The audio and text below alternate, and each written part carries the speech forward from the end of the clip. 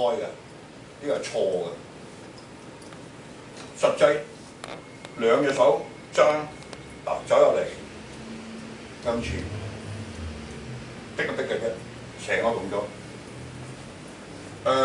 佢最主要你係將人哋嚟嗰個手咧，將人哋嚟嗰個手咧嗱，呢度啊，係俾翻個力佢。如果人哋你嘅手就咁咧，人哋嘅力撞埋你咧，你可能會俾佢撞開嘅。但係你啲力一出去咧，嗱，你搶翻住佢咧，係俾翻個壓力佢嘅，係借你個踭底飆一飆出去嗰個力，搶翻嗰啲線咁樣走啦。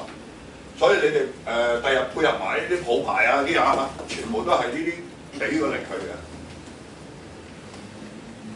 所以千祈唔好左右冇力嘅，而人哋攞住你嘅手咧，如果你嘅手咧係咁樣，人哋嘅力行咧你咁樣攞唔開嘅，因為你淨係行呢個前臂啫嘛。如果你個力大，但係咧你唔係同佢鬥力好奇怪嗱，你咁樣啫嘛。